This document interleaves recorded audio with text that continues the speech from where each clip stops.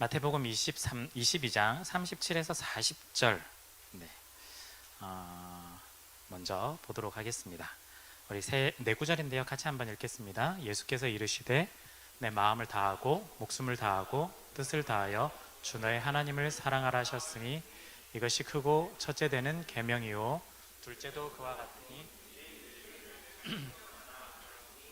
이 두 계명이 온 율법과 선지자의 강령이니라. 아멘. 저 혹시 고린도전서 말씀도 있나요? 아니요. 네, 제가 한번 읽어드릴게요. 주영아 찾아봐. 네, 고린도전서 13장 1절부터 3절인데요. 사랑장이라고 불리는 장입니다. 내가 사람의 방언과 천사의 말을 할지라도 사랑이 없으면 소리나는 구리와 울리는 꽹과리가 되고, 내가 예언하는 능력이 있어 모든 비밀과 모든 지식을 알고 또 산을 옮길 만한 모든 믿음이 있을지라도 사랑이 없으면 내가 아무것도 아니요 내가 내게 있는 모든 것으로 구제하고 또 내 몸을 불사르게 내줄지라도 사랑이 없으면 내게 아무 유익이 없느니라. 자, 오늘은요 우리 11월 달 오늘 마지막까지 월요일의 그리스도인이라는 주제를 가지고 일과 소명 좀 살펴보는데요. 오늘은 마지막 비전과 소명 이야기입니다. 물론 제 능력일 수도 있겠지만 3주 동안의 일에 관련된 이야기를 다 한다는 게 좀 쉽지는 않아 가지고요. 굉장히 좀 추상적일 수도 있고 손에 잡히지 않을 수도 있지만 그래도 여러분들께서 각자 상황에 따라서 케이스를 발견하고 좀 적용점을 찾아가시면 좀 좋을 것 같습니다. 자, 오늘 비전과 소명인데요. 이 비전과 소명은 우리 그리스도인에게 가장 좀 궁금해하는 부분이죠. 일을 하고 계시다면 내가 하는 일이 정말 맞는지라는 질문을 하게 되고요. 또한 일을 준비하고 계신다면 내가 준비하는 방향이 정말 맞는 건지라고 우리가 질문을 좀 많이 던지기도 합니다. 1차적으로는 맞는지 맞지 않는지 이런 질문을 던지고 있겠지만, 궁극적으로는 내가 그리스도인인데 하나님이 원하시는 걸까? 하나님의 뜻이 무엇일까? 하나님이 정말 내가 이 일을 하는 것을 바라시는 걸까? 라는 질문을 아마 우리는 계속해서 좀 던져 나가는 것 같습니다. 그래서 우리가 이 질문을 던지는 건 하나님의 기쁨이 되기를 원하고 또한 하나님의 뜻을 드러내기 원하는데, 때로는 내가 이 일을 하는데 잘못된 방향으로 가고 있는 건 아닐까라는 그런 걱정들이 많아서 아마 그런 것 같아요. 그래서 그런 걱정이 들다 보니 우리가 이 답에 따라서, 내가 찾는 답에 따라서 일의 지속성도 결정이 되기도 하고 또한 일을 완전히 바꾸는 계기도 아마 좀 되는 것 같습니다. 자, 그렇다면 우리가 이런 것들을 좀 어떻게 하면 알 수 있을까? 어떻게 하면 좀 알 수 있을까? 오늘 그 이야기를 좀 하려고 합니다. 가장 먼저 이를 알기 위해서 좀 확인해야 되는 것이 있는데요. 우리 세 가지 단어입니다. 비전, 소명, 사명. 네, 이 세 가지 단어인데요. 아마 교회에 오셨을 때 조금 많이 들어본 이야기인데, 근데 뭐라고 설명하면 좀 설명하기도 참 애매한, 분명하지 않은, 약간 선명하지 않은 이 단어가 좀 세 가지 단어입니다. 미리 좀 말씀을 드린다면 세 가지 단어는요, 구분이 되는 것도 있지만 거의 비슷한 경우도 있고요. 어쩌면 같은 경우도 있고요. 요리조리 다 피해 가려고 구분이 되는 경우도 있고요. 비슷한 경우도 있다는 걸 미리 좀 말씀을 드립니다. 선명하지 않을 수도 있어요. 그럼에도 여러분들께 좀 이해해 드리기 위해서 조금 선명하게 한번 해보도록 하겠습니다. 먼저 비전 한번 보시면요. 비전 말 그대로 보는 거예요. 말 그대로 보는 건데요. 그런데 무엇을 보느냐? 그게 중요하겠죠. 성경적인 비전은 죄로 인해서 타락된 이 세상이 다시 한 번 더 회복되는 걸 보는 것, 그것이 비전입니다. 즉 비전은요, 지금 당장 이루어진 것이 아니라 앞으로 이루어질 것에 대한 기대와 소망이 여기에 좀 더 담겨 있어요. 그래서 우리가 비전을 찾는다라고 하면 다시 회복될 것에 대한 소망이 우리 가운데 있을 때 비전을 찾는다라고 이야기하는 거죠. 그래서 비전은요, 이 비전의 시야가 눈앞에 있는 것이 아니라 굉장히 좀 멀리 바라보게 되고요, 좀 전체적이기도 하고 또한 어쩌면 이상적일 수도 있어요. 손에 잡히지는 않을 수도 있겠죠. 흔히 이걸 어떤 단어로 대체해서 쓰냐면 세계관이라고도 보통 쓰기도 해요. 세계관, 세상을 바라보는 눈, 세상을 이것들로 바라보는데 어떻게 하면 회복시킬 수 있을까의 기대를 가지고 세상을 바라보는 거죠. 하나님 나라가 사실은 그런 비전의 큰 그림 중에 하나라고 볼 수가 있어요. 하나님 나라와 비전을 우리가 한번 좀 적용을 해볼까요? 하나님께서 처음에 천지를 만드셨어요. 에덴 동산을 만드셨는데요. 죄로 인해서 타락된 이후에 하나님은 다시금 하나님이 다스리는 이 나라를 회복시킬 수 있도록 하나님께서 인도해 주십니다. 그래서 다시 한 번 더 하나님을 섬기고 하나님이 다스리는 나라를 만들어 가는 거죠. 그래서 어떻게 하셨느냐? 한 사람을 택하셔서 하나님의 백성들을 삼아 주십니다. 대표적인 사람이 아브라함이라고 할 수 있겠죠. 그 사람을 시작으로 해서 많은 백성들을 통해 하나님 나라를 계속해서 이루어 가십니다. 그런데 이 백성들이 문제는 하나님의 말씀을 잘 안 들었어요.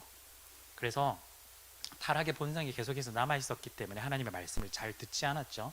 하나님의 통치가 이루어질 듯 이루어지지 않을 듯 계속해서 왔다 갔다 긴장감 있는 균형을 계속해서 이어나가다가 결국에는 하나님께서 이 땅 가운데 자신의 아들 예수님을 보내주셔서 완전하게 하나님 나라가 시작될 수 있도록 인도해 주셨습니다. 그래서 우리가 예수님 이후 이 시대를 우리가 살고 있잖아요. 이 시대를 살면서 마지막 날 완전히 회복되고 완성될 그날들을 기대하며, 특별히 예수님이 다시 오실 그날들을 우리가 기대하며 살아가게 되는 거죠. 이게 하나님 나라이기도 하고요, 우리가 꿈꾸고 기대하는 사실은 비전입니다. 이게 큰 그림에서 말하는 비전이라는 거죠. 자, 그렇다면 소명은 뭘까? 소명은요, 비전으로부터 시작된 부르심이라고 할 수 있어요. 소명, 단어가 좀 어려워 보이지만 부르심이라고 할 수 있고요, 보통 영어로 콜링이라고도 이야기를 여기서 사용을 하고 있습니다. 하나님의 부르심입니다. 하나님이 우리를 부르신 목적이 있어요. 그게 목적이 뭘까요? 비전을 이루기 위해서, 하나님 이 땅을 회복시키기 위해서 우리를 부르셨어요. 하나님 나라가 이 땅 가운데 다스려질 수 있도록 우리를 부르셨어요. 그래서 우리에게 소명이 있다는 건, 내가 있는 이 자리를 통해서 하나님 나라가 회복되는 걸 하나님께서 그걸 구현하시기 위해서 나를 부르셨구나, 그걸 소명이라고 한다라는 거죠. 그래서요, 소명은요, 우리는 어떤 일을 하는 거라 보통 생각하지만 사실은 일은 사명이고요, 아직 소명은 일은 아니에요. 구체적인 것은 아닙니다. 일단 부르셨다는 뜻입니다. 비전을 이루기 위해서 부르셨다라는 거죠.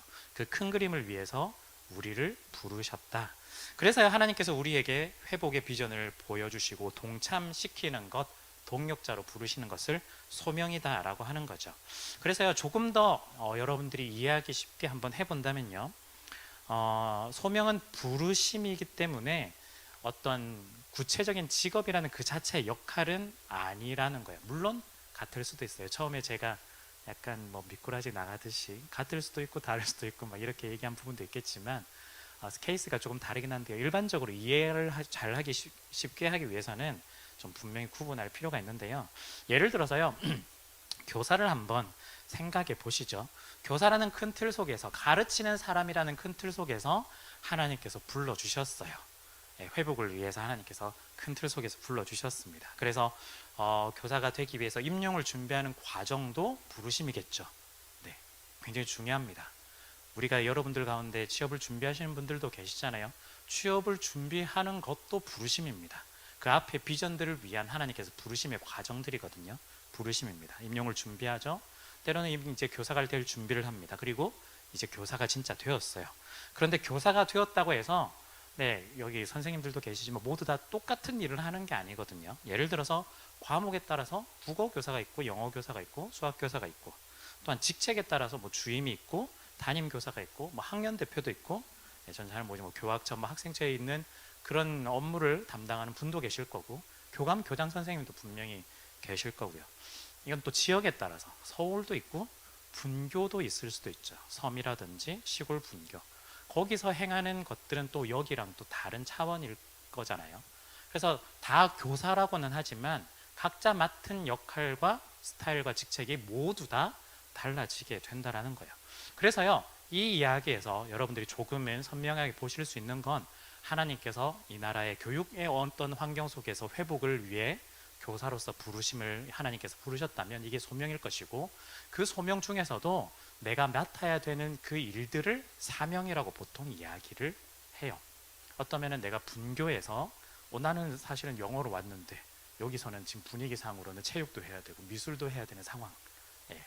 그러면 나는 내일이 아니에요, 그 팽개 칠 수 있는 그런 게 아닐 수도 있거든요. 저는 잘 모르겠지만 그런 상황이라면 하나님께서 또 나를 이렇게 또 부르셔서 가르침을 통해서 다시 한번 이 아이들을 정말 훌륭하게 성장시키려고 나를 부르셨구나. 그러면 그 사명들, 내가 한 가지 일만 생각한다고 했지만 두세 가지 일들도 할 수 있을 거고요.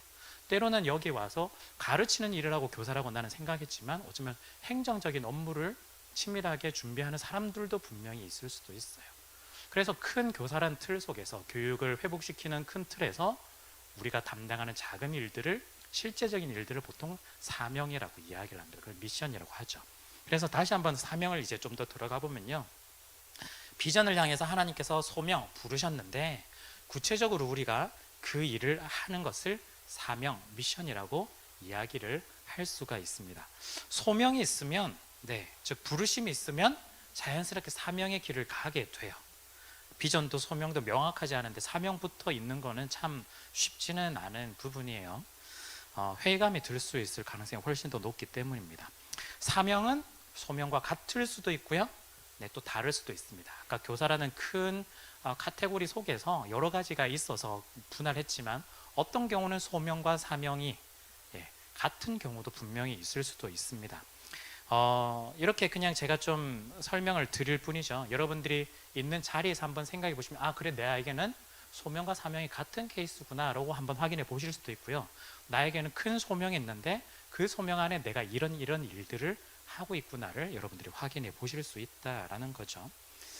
선명하지 않다고 해서 여러분들 너무 실망하실 필요도 없고요, 사실은 또한 너무 선명하다고 해서 또 너무 자만하시지 않아도 됩니다. 왜냐하면 하나님께서 우리의 부르실 때 때로는 우리의 사명들을 옮겨 다니게 만드는 부르심이 있을 수도 있고요, 때로는 소명 자체가 바뀌는 그런 부르심이 있을 수도 있어요.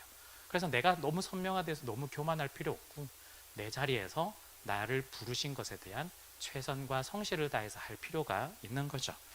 자, 그래서 제가 한번 이 이야기를 좀 말씀드렸지만 아무리 생각해도 이해가 안 될 것 같아서 그냥 또 하나의 그냥 케이스를 하나 좀 만들어 봤는데요. 만약에 이런 케이스가 있다고 한번 생각해 보시죠. 아름답고 굉장히 큰 정원이 있어요. 큰 정원이 있는데요, 그래서 주위 사람들이 여기에 굉장히 많이 놀러 왔어요. 관광객들이 많이 놀러 오고 했는데, 그런데 옆 동네에서는 우리의 정원을 굉장히 시기 질투했죠. 왜냐하면 자기들도 정원이 있지만 사람들은 거기 놀러 오지 않고 우리 정원만 되게 놀러 오는 거예요. 그래서 밤중에 어떤 사람들이 와서 우리 정원을 엉망으로 해놓고 도망가 버렸습니다. 정원의 주인이 있었는데요, 정원의 주인은 이 정원을 보고 나서 처음에는 실망감이 컸지만 상심하지 않고 다시 한 번 더 원래대로 정원을 회복시키려고 이제 노력을 하려고 해요. 그래서 이 주인은요, 이제 사람들을 불러 모았어요. 그래서 이 사람들에게 원래 정원은 이랬어 라면서 사진도 보여주기도 하고, 원래 설계도도 보여주기도 하고, 꽃은 어디에다가 심어야 되고 나무는 어떻게 다듬어야 되고 그런 것까지 다 보여주면서 큰 그림들을 보여주고 있습니다. 그래서 부름을 받은 이 사람들은요, 그 그림들을 보면서 다시 회복될 이 정원을 다시 한번 더 꿈꿔 보는 거죠. 이전에 아름다운 정원 본인의 눈으로 직접 확인해 본 적은 없지만 이야기를 듣기도 하고 또한 그림을 보여주니까 이랬었구나를 기대하면서 그 꿈을 실현하기 위해서 이 부름받은 사람들이 이제 일을 아마 할 겁니다. 이게 비전인 거죠. 그 어떻게 회복될 것인가를 보여주는 이것들이. 그래서 그 부르심에 응답하고 정원을 회복시키려 하는 거예요. 이런 사람들이 여기에 불림을 받고 오게 돼. 그리고 비전을 꿈꾸고 일하게 되는 모든 것들이 이걸 소명, 부르심이라고 하는 겁니다. 그런데요, 부름을 받은 이 모든 사람들이 모두가 다 같은 일을 하는 게 아니에요. 모두가 갑자기 전부 다 꽃을 심거나 모두가 다 바닥을 쓸거나 이렇게 하지 않아요. 그냥 우리 생각에는 그냥 가벼운 일이라면은 같은 일 모두가 한꺼번에 하면 일을 빨리 하고 끝내겠지라고 생각하겠지만, 여러분들 좀 상상을 더 키워보셔서 어마어마하게 큰 정원인 거예요. 그래서 그거 하나 가지고 다 되지 않는 거죠. 그래서 주인의 명령에 따라서 사람들이 각자 자기가 맡은 일을 따라서, 자기가 잘 맞는 일을 따라서, 좋아하는 일을 따라서 하게 됩니다. 어떤 사람은요, 다시 정원에 사라져버린 흙을 채우러, 흙을 파러 준비하러 가고요. 어떤 사람은 기구를 사러 상점을 가는 사람도 있고, 어떤 사람은 무너져 있는 틀을 다듬는 사람도 있을 겁니다. 어떤 사람은 꽃을 다시 한번 심는 사람도 있을 것이고, 어떤 사람은 나무가 부러졌는데 부러진 이 나무를 다시 한번 더 대를 대서 다시 한번 세우는 사람도 분명히 있을 겁니다. 그리고 어떤 사람은 사람들이 다시 올 때 함부로 엉망으로 만들어 놓지 못하도록 펜스를 다시 정비하는 사람도 있을 거예요. 여기까지만 보면 진짜 정원만 특화된 사람들만 있겠구나, 회복하는 데라고 생각하겠지만 좀 현실적으로 들어가 보면 이런 사람들이 있을 거예요. 사람들이 굉장히 많은데 그 많은 사람들이 먹고 잘 수 있도록 준비해 주는 사람도 분명히 있을 거예요. 식사를 준비하는 사람, 식사하고 정원하고 무슨 관계가 있을까? 아무런 관계가 없을 수도 있어요. 그런데 큰 그림에서 보니까 큰 부르심인 거예요. 정원을 회복시키는 부르심. 식사 준비하는 사람이 없으면 아무도 이제 배가 고파서 못할 거예요. 잠잘 곳을 준비하는 사람, 때로는 화장실도 준비하는 사람, 다 여러 가지 각자의 사람들이 또 분명히 있을 겁니다. 이렇게 각자의 맡은 역할들을 해나가는 것들을 사명이라고 이야기를 할 수가 있어요. 모두의 꿈은 동일해요. 어떤 꿈이죠? 이 정원이 다시 한번 더 회복되는 꿈. 모두의 꿈은 동일해요. 회복되는 꿈입니다. 정원이 회복될 것을 꿈꾸면서 어떤 사람은 펜스를 세우고, 어떤 사람은 꽃을 다듬기도 하고, 어떤 사람은 음식을 만들어서 먹이기도 하지만 모두의 역할들은 다르지만 꿈은 동일하다라는 거죠. 다시 한번 더 하나님의 이 정원들을 회복시키기 위해서 부름을 받은 사람들이 자기의 역할에 맞게 하는 겁니다. 하나님께서는요, 이들이 자신들이 잘 맞게 할 수 있도록 최선을 다해서 인도해 주십니다. 물론 상상이기 때문에 모든 사람들이 다 잘할 거라고 생각하겠지만 때로는 힘들어서 쉴 때도 있어요. 힘들어서 쉴 때도 있습니다. 진도가 나가지 않아서 다른 일을 할 때도 있습니다. 나는 이 일을 잘한다고 생각했는데 진도가 전혀 나가지 않아요. 그래서 다른 일을 때로는 해야 될 때도 있습니다. 정원 안에서 다른 일을 하는 거죠. 때로는요, 내가 좋아한다고 생각했는데 생각이 막상 해보니까 별로 안 좋은 거예요. 막상 해보니 꿈꿨던 것과 너무 다른 그런 느낌인 거죠. 때로는요, 나는 지금 일을 잘하고 있는데 옆 사람이 도움을 요청을 하기도 해요.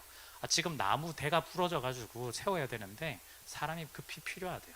지금 나를 자꾸 불러요. 난 지금 이거 해야 되는데. 그런데 때로는 가서 도와주는 경우도 분명히 있을 거예요. 저기 말은요, 우리들이 내가 좋아하는 일, 또한 내가 잘하는 일을 소명으로 부름받고 또한 사명으로 한다면 그것만큼 좋은 일은 없겠죠.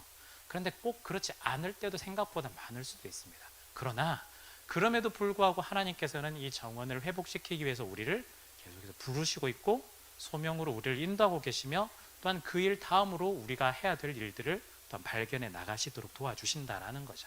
그리고 처음에 잠깐 말씀드린 것처럼 때로는 쉬고 있는 것도 우리에게 소명으로 부르심을 하나님께서 인도해 주셨다는 걸 우리가 기억할 필요가 있습니다. 그냥 쉰다고 해서 때로는 취업을 준비하는데 나는 아무것도 안 된다고 해서 하나님 나에게 소명을 전혀 주시지 않은 것 같아요. 전혀 그렇지 않습니다. 우리에게 주셨는데 때로는 우리가 마음이 힘들어서 그걸 잘 보지 못할 때도 분명히 있을 것이고 때로는 이 소명보다는 내가 지금 당장 해야 되는 일에 훨씬 더 관심이 많아서 보지 못하는 경우들도 분명히 있을 수도 있습니다. 그래서 하나님과 이 정원 주인과 계속해서 대화를 해야 되는 거예요. 내가 뭘 좋아하는지, 뭘 잘할 수 있는지, 앞으로는 어떤 일을 해야 되는지 이 대화를 통해서 계속해서 찾아가는 게 좀 더 필요하죠. 그래서 우리의 일상과 우리의 삶 속에는요, 소명을 발견하고 사명을 해 나갈 때 그냥 무작정 내가 좋아하는 일, 내가 잘하는 일, 물론 너무 좋겠지만 그걸 더 잘 구현하기 위해서는 정원의 주인과 계속해서 이야기를 통해서 맞춰 나가는 작업이 굉장히 중요합니다. 정원의 주인은 아무것도 원하지 않는데 내가 뭐 나서서 막 한다든지 넌 좀 쉬웠으면 좋겠어 라고 하고 있는데 막 굉장히 오지랖을 떨고 있다든지 이러면 안 되는 거거든요. 계속해서 대화를 통해서 내가 사실은 이런 걸 더 잘했구나를 발견하고 나가는 그 과정을 통해서 나의 소명을 더욱더 확실하게 만들 수 있고 사명도 더 분명하게 할 수 있다라는 거죠. 자, 그렇다면요, 여러분들 이렇게 하면은 그래도 조금 이해가 되실 수 있겠죠. 자, 그 중에서도 우리가 비전, 소명, 사명 중에서도 조금은 약간 원론적일 수도 있겠지만 소명에 관해서 우리가 몇 가지를 오늘은 조금 짚어보고자 합니다.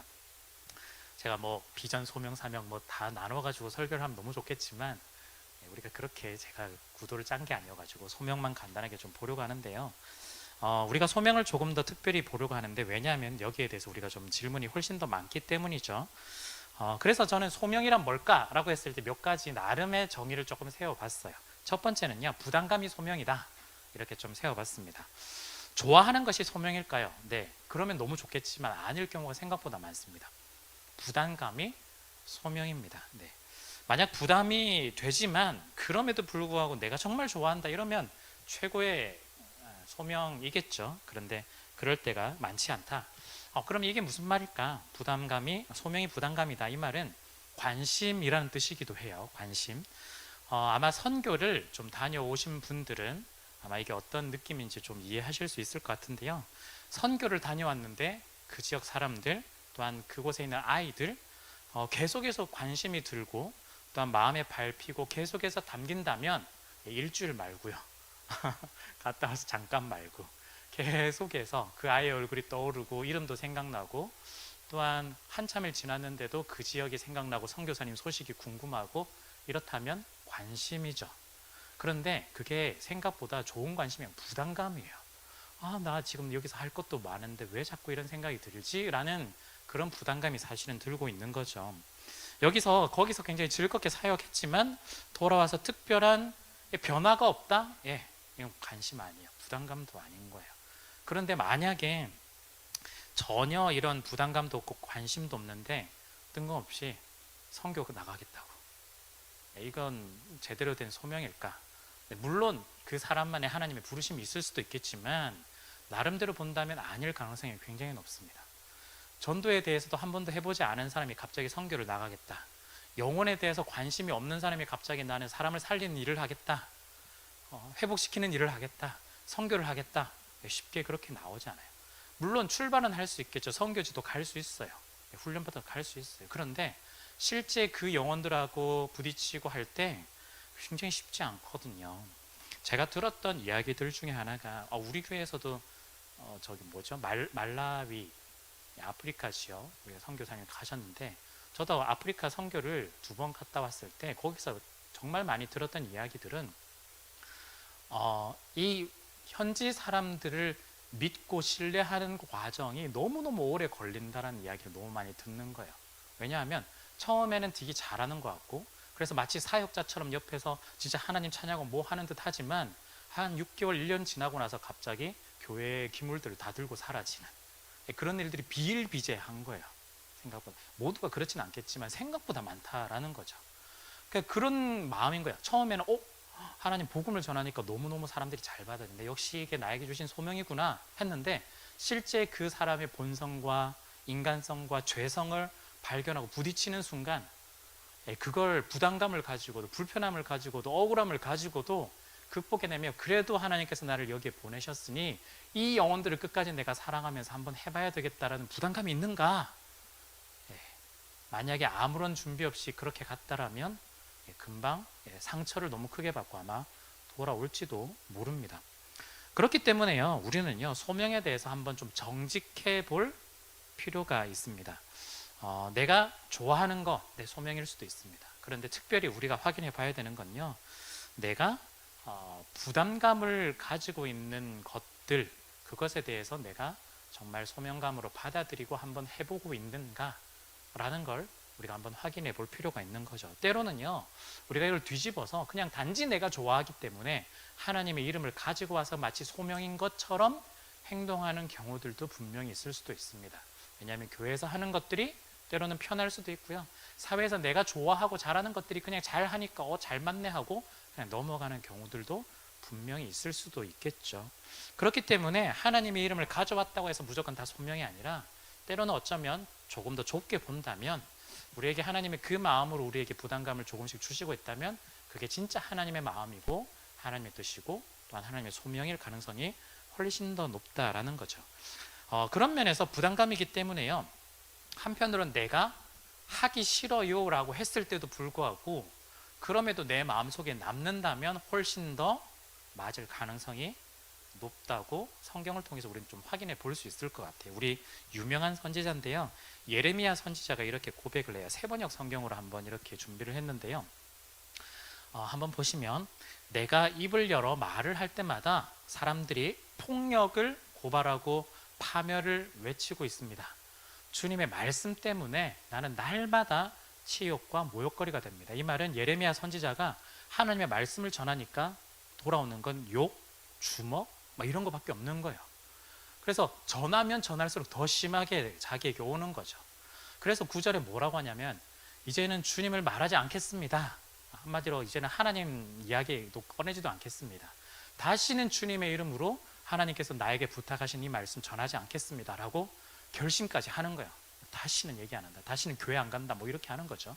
근데 그럴 때마다 주님의 말씀이 나의 심장 속에서 불처럼 타올라 뼛속까지 타들어가니 나는 견디다 못해 그만 하나님께 항복해서 뭘 하죠? 결국에는 하나님의 말씀을 저는 전할 수밖에 없습니다, 이렇게 이야기를 하는 거예요. 너무 극단적인 예인가요, 여러분들에게? 이게 소명에 있어서 한 가지 부담감을 확인해 보는 케이스인 거죠. 내가 정말 싫은데 그럼에도 불구하고 하나님께서 나에게 자꾸 부담감으로 마음을 더해 주시고 하나님께서 나에게 계속해서 주시는 이 말씀이라고 이야기를 해 주시는 것 같은데 나 정말 하기 싫습니다 할 때마다 더 생각나게 하고 더 마음에 더 파묻히게 기억나게 하면서 그게 부담감으로 자꾸 다가오고 있다면 어쩌면 그것들을 한번 결정을 해보시는 것도 여러분들에게 소명을 따라가는 중요한 선택이지 않을까 싶어요. 여러분들하고 제가 이야기를 좀 나눠봤을 때 이런 말씀을 하는 걸 거의 공통된 이야기를 하나 들었는데 어떤 거냐면 A와 B의 선택이 있는데 나는 A를 하고 싶은데 그런데 B를 선택해야만 할 것 같은, 그런데 이 B를 선택했을 때 예를 들어서 페이도 조금 줄 수도 있고 부담감도 있고 또한 어려운 일도 많고 하는데 즉 한마디로 B는 하기 싫다는 거죠.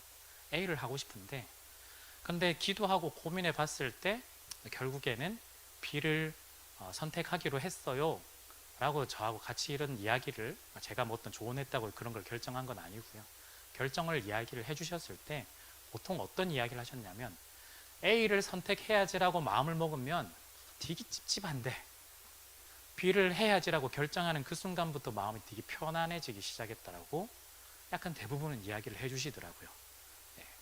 그게 참 묘한 그런 게 있어요.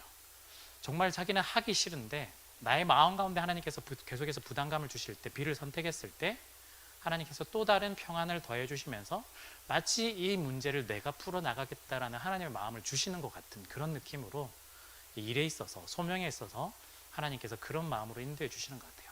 마치 좀 뭐라고 해야 될까요? 우리 속담에 찔러서 인사받는 그런 느낌 있잖아요. 하나님께서 계속해서 인사하라고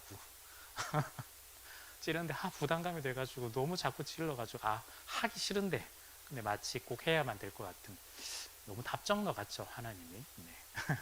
그렇지만 그게 우리를 향한 행복과 또한 우리를 향한 사랑이기 때문에 그렇지 않을까 싶어요. 여러분 그렇기 때문에 한번 점검해 보시면 참 좋겠습니다.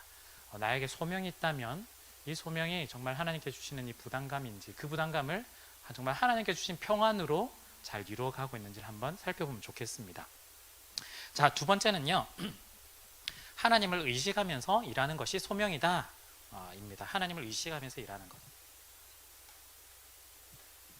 여러분들이 일하실 때 너무 정신이 없으시잖아요. 그렇기 때문에 사실은 생각이 거의 나진 않지만 그런데 내가 내 기분대로 말을 한다거나 태도를 한다거나 행동을 한다거나 혹은 어떤 중요한 결정들을 할 때 하나님이 아닌 내가 좋아하는 방향으로 내가 이득이 될 것만 같은 그런 방향으로 선택을 하고 있는 경우들 생각보다 많을 수 있는데요.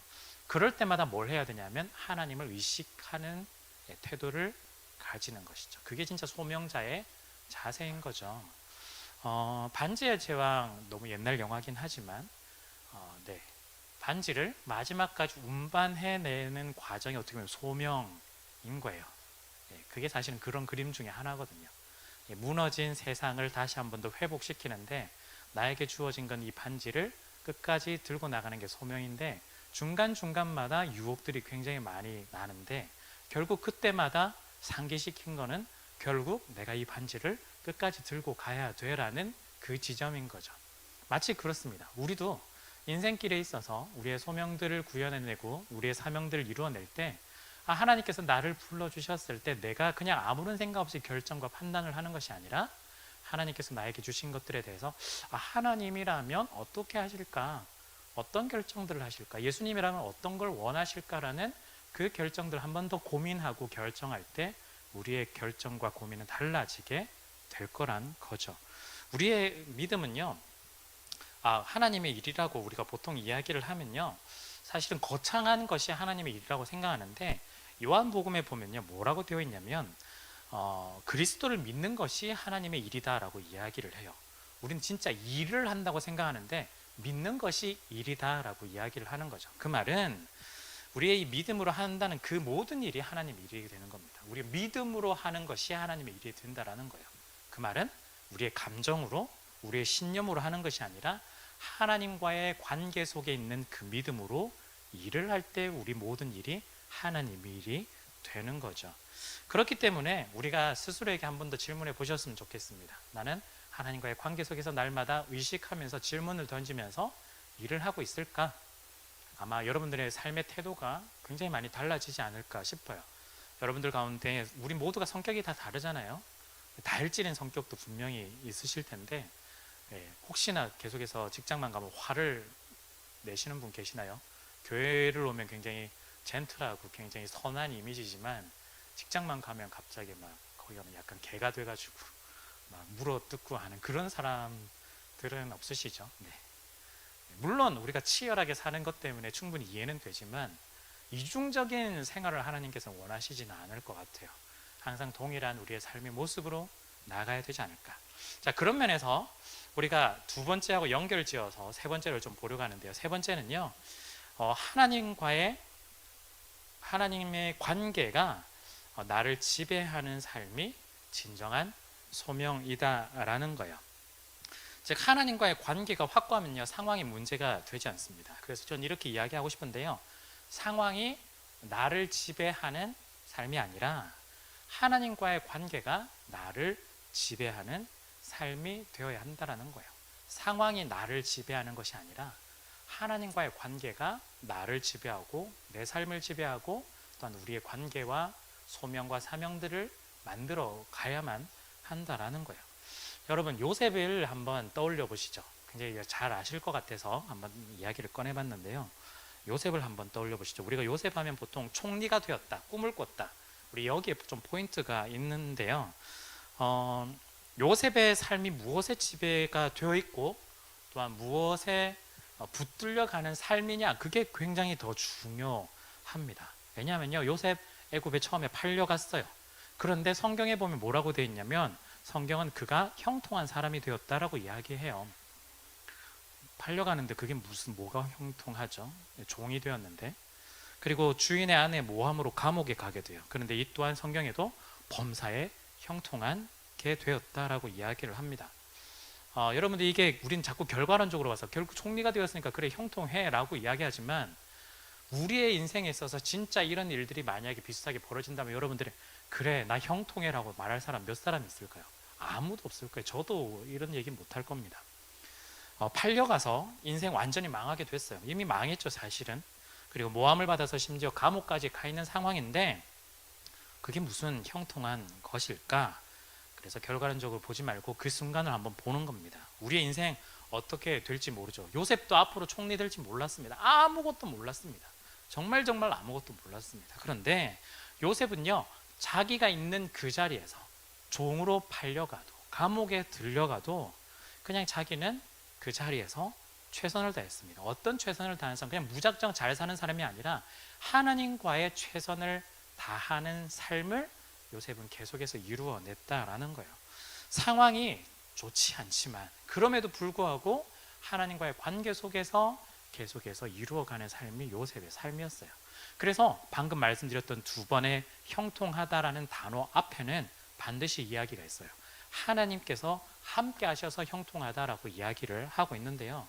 이 말은요 요셉이 아무것도 안 하고 게으르고 소명도 없고 그렇게 살고 있는데 그냥 하나님께서 오시니까 갑자기 주변이 모든 게 다 잘 풀어지는 그런 걸 이야기하지 않아요. 그런 이상한 신 아닙니다. 하나님 요셉은요 적극적으로 굉장히 능동적으로 하나님과의 관계 속에서 이 문제를 풀어나가려고 했어요. 자신이 상황을 지배하는 것이 아니라 하나님과의 관계가 자신의 상황을 지배할 수 있도록, 그래서 주변에 있는 상황이 자신을 흔들지 못하도록 오로지 하나님과의 관계가 내 자신을 반드시 세울 수 있도록 그 삶을 만들어 가는 겁니다. 어제까지요. 생각해 보면 어제까지 아버지의 사랑을 받던 사람이 오늘 갑자기 노예로 팔려가요. 정체성 혼란 오는 거예요. 정체성 혼란 오는 겁니다. 최근에도 보면 이스라엘과 하마스 전쟁하면서 갑자기 사람들 잡혀서 막 갔잖아요. 뭐 최근에 지금 조금씩 인질 교환하고 막 이렇게 수감자 교환 이렇게 됐는데 갑자기 평화롭던 그 상황에서 잡혀가는 거예요. 그런데 잡혀가면서도 저는 하나님 찬양합니다 이럴 사람 몇 사람 있을까요? 제정신 아닌 거예요. 다 미쳐요 사실은. 왜냐하면 지금 당장 죽을 수도 있다는 생각 얼마나 두렵게요. 네. 그 상황 속에 있는 거예요. 지금 요셉은요, 그래 나는 앞으로 조금 있으면 총리가 될 거야. 이건 말도 안 되는 소리예요. 네. 그러니까 그걸 생각하시면 안 된다는 거예요. 지금 종으로 팔려가는데 종은요 권리가 없어요. 권한도 없어요. 그리고 종의 인권을 생각해 주는 시대도 아니에요. 지금도 사람의 인권에 대해서 말이 나오는 시대인데 그 당시에 종 죽어도 별 문제 없는 거예요. 그냥 죽여도 아무런 상관없는 거예요. 자기 와이프 범했다고 해가지고 죽여도 아무런 문제 안 돼요. 그럼에도 불구하고 이 요셉 같은 경우에는 그럼에도 불구하고 그 속에서 어떻게든 하나님과의 관계를 붙들기 위해서 최선을 다했다는 거예요. 상황이 아니라 하나님과의 관계가 자신을 지배하는 삶을 만들어 갔다라는 거죠. 그렇기 때문에 그 하나님과의 관계를 통해서 이 문제를 풀어나갈 때 그 이후의 과정들을 우리가 볼 뿐이지 우리가 총리가 되었다, 꿈을 꾸었다 그게 사실은 핵심이 전혀 아니다라는 거죠. 여러분 문제가 잘 풀리든 풀리지 않든 사실은 그게 중요한 게 아니라 하나님과의 관계가 더 중요하기 때문에 그 관계 속에서 기다리고 기대하는 걸 우리에게 필요합니다. 그 말은요, 여러분들 지금 일하고 있고 또한 소명을 받았다 생각하고 사명으로 하실 때 때로는요 지금은 너무 잘 풀리지만 어느 정도 시간이 지나서 또는 상황이 바뀔 수도 있잖아요. 그럴 때는 여러분들 또 어떻게 받아들이실까요? 상황은 계속해서 변하는데 지금은 잘 안 되는 상황이라 할지라도 또한 시간이 지나서 우리가 보기엔 굉장히 또 잘 풀리는 상황이 있을 수도 있어요. 그러면 내가 이미 또 잘했으니까 잘 되는 거야 라고 또 이렇게 하실 건가요? 아닐 수도 있죠. 우리의 상황은 어떻게 될지 몰라요. 지금은 계속해서 기술이 엄청나게 발전되고 있고 뭐 AI 같은 경우에도 굉장히 지금 엄청나게 빠른 속도로 발전되고 있는 상황에서 우리가 일하는 것이 어떻게 또 대체될지도 모르고 상황이 어떻게 바뀔지도 모릅니다. 즉 이 말은요, 우리의 상황이 우리를 자꾸 간섭하게 만들어서는 안 된다는 뜻이에요. 그 상황들이 내 소명을 흔들어 놓아서는 안 된다는 뜻이에요. 하나님과의 관계를 통해서 소명을 더 확고하게 다듬어 갈 필요가 있습니다. 그래서 하나님께서 가라고 하면 가는 거고요, 멈추라고 하면 멈출 수 있는 그 결단과 다짐이 우리 가운데 좀 필요합니다.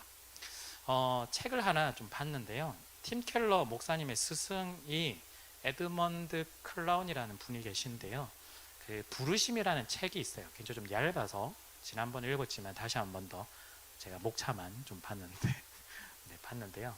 거기에 부르심에 아니요, 다 읽었습니다. 네, 최근에 다시 목차만 봤다 이 뜻이에요. 네, 그래서 거기에는 부르심을 세 가지로 정리하고 있어요. 첫 번째는 하나님은 우리 모두를 그리스도인으로 부르셨습니다. 이렇게 돼요. 예, 굉장히 중요하죠. 그리스도인, 즉 관계로 이미 불렀다는 거예요. 그 관계 속에서 시작이 되는 겁니다. 그런 면에서 우리가 내 직업이 교사니까, 내 직업이 디자이너니까, 마케터니까, 개발자니까 이런 관점으로 우리가 시작을 하는 것이 아니라 나는 그리스도인이다라는 걸로 우리가 모든 삶에서 시작을 좀 할 필요가 있습니다. 그게 소명이거든요. 예. 자, 두 번째는요, 은사는 부르심이다 이렇게 이야기를 하고 있고요. 세 번째, 부르심은 섬김의 자리에서 발견된다라고 이분은 이렇게 이야기를 하고 있어요. 그 말은 뭐냐면 아무것도 안 하면 소명을 찾을 수가 없다. 예. 아무것도 안 하면 소명을 찾을 수가 없습니다. 요셉은 아무것도 안 할 수도 있었어요. 다 포기할 수도 있었어요. 그런데 열심히 그 집안일 했어요. 열심히 감옥에서도 일했어요. 어떻게 보면 되게 오지랖 넓은 친구예요. 예. 이것도 간섭하고 저것도 간섭하고 꿈도 들어주고 해석도 하고 굉장히 말 많은 친구인데, 그렇지만 우리가 여기서 볼 수 있는 건요, 최선을 다해서 자기에서 할 수 있는 것들은 다 해본 친구였습니다. 지금 있는 자리에서 준비 과정부터 일하는 과정까지 계속해서 우리는 열심히 해보고 도전해보고 다 해봐야 되는 거예요. 여러분들, 우리가 소명이라고 생각하고 사명이라고 생각할 때 자꾸 어떤 정해져 있는 걸 하나님께서 우리에게 시킨다고 생각하시면 안 됩니다. 마치 운명론처럼. 아니에요. 예. 물론 정말 하나님이 전지전능하시기 때문에 오차가 없으시기 때문에 정말 우리가 알 수 없는 큰 그림에서는 운명일 수도 있겠죠. 그런데요, 우리가 하나님을 자꾸 생각하는 그 운명은요, 너무너무 작은 수준의 운명인 거예요. 어쩌면 진짜 운명이 있다면 하나님은 정말 거대한 우리의 운명을 준비하고 계시는데, 우리는 자꾸 이 속에서 하나님이 이것밖에 준비 안 했어라고 자꾸 하나님을 한계 짓는 경향이 있다는 거예요. 계속해서 해보셔야 돼요. 더 많이 도전해 보셔야 돼요. 물론 도전하는 게 좀 20대 초반이 훨씬 더 좋게, 지금은 너무 리스크가 클 수도 있겠지만 그래도 여러분들이 해볼 수 있는 것도 해보십시오. 요즘은 1인 잡의 시대를 좀 넘어서잖아요. N잡이잖아요. 이것도 해보고 저것도 해보시는 거예요. 물론 그렇다고 그래 목사님이 뭐 이렇게 했기 때문에 나는 오늘부터 직장 그만두고 새로운 거, 그러기만 하시면 안 돼요. 네. 전 책임 안 집니다. 여러분들의 인생 여러분들 책임지셔야 돼요. 이렇게 얘기해놓고 도망치고 이러는데, 네. 정말 중요합니다. 여러 가지 경험들을 통해서 우리가 하나님의 부르심을 확인해 볼 수 있는 거죠. 한 가지만 얘기하면요, 그 남자들 보통 이제 군대를 갔다 오게 되는데요, 군대를 원해서 가는 경우는 있을 수도 있겠죠. 소수긴 하지만 대부분은 군대 원해서 가는 경우 많이 없습니다. 그리고 군대에서 하는 일, 자기가 좋아한다고 막 이렇게 다 되는 것도 아니거든요. 그리고 또 막상 자기랑 맞는 일이라고 해가지고 배치를 받아보면 정작 자기가 원하는 일하고 또 달라요. 다 다르고 다 원하지 않는 일을 하게 됩니다. 그런데 참 신기한 건 군대에서 원하지 않는 일을 했는데 그 일이 사회에 가가지고 쓰이는 일이 생각보다 많다라는 거예요. 되게 신기한 일이에요. 난 정말 하기 싫었고 정말 쓸데없다라고 생각했지만 사회에서 그런 것들이 생각보다 도움이 되는 경우가 있는 거죠. 제가 지금 뭐 컴퓨터를 좀 잘한다라고 보통 이렇게 스스로 제 입으로 이야기를 하지만 처음부터 잘했느냐? 아니에요. 좀 군대에서 많이 맞으면서 잘했거든요. 왜냐하면 제가 아는 그 선배님이 포병 출신이었는데 본인의 눈으로 보기에는 행정병이 제일 꿀보직이었어요. 그래서 저한테 그런 얘기했는데 저도 귀에 남아가지고 마침 그런 기회가 온 거죠. 컴퓨터 잘하는 사람이 있으면 한번 손들어보자고. 정말 당당하게 손들었습니다. 근데 사실은 그때 뭘 했냐면 제가 키보드는 거의 먼지 않듯이 게임을 제외하거나 쓸 필요가 없는 마우스로만 할 수 있는 그런 능력이었는데, 근데 갔더니 마우스를 쓰지 말라고 하더라고요. 그래서 여러분들 어릴 때, 여러분 같은 세대니까 피아노 학원 다니시면은 어릴 때 선생님 볼펜 가지고 이렇게 틀리면 이렇게 한 대씩 때리지 그런 거 있잖아요. 이제 틀릴 때마다 이제 주먹이 계속 날라오는. 지금 군대는 그렇지 않고 제가 있을 때. 그런데 이런 걸 왜 해야지 맞으면서. 좀 맨날 밤새고 맨날 막 이렇게 맞으면서 했는데 쓸 때가 있는 거야. 사회 나오니까 제일 유능한 사람이 저 같은 사람이더라고요. 너무 교만한가? 죄송합니다. 그러니까 여러분들이 좀 용기를 가지시라고. 알고 보면 지금 그 당시에 지금 있는 자리에서 쓸데없다고 생각했던 것들이요, 나중에 어떻게 될지 모르니 하나님이 쓰실 때, 하나님이 이 소명으로 이끌어 가실 때 그 소명의 과정에서 중요한 발판이 될 수도 있다는 거죠. 그래서 지금 있는 자리에서 그냥 대충 해서 살지 마시고 최선을 다해서 한번 도전해 보시고, 또한 하고 싶은 거 있고 또한 여러분들이 할 수 있는 것들이나 또 한번 해보시면 좋겠습니다. 부르심은 이 자리를 통해서 계속해서 만들어진다라는 겁니다. 자, 마지막 소명의 중요한 도구는 사랑인데요, 저는 사실은 이 이야기를 좀 하고 싶어서 본문을 이렇게 좀 잡았었습니다. 소명과 사명, 내 걸 이루는 거 아니에요. 사실은 하나님의 것을 이루는 거예요. 하나님의 비전을 위해서. 하나님이 원하시는 게 뭘까요?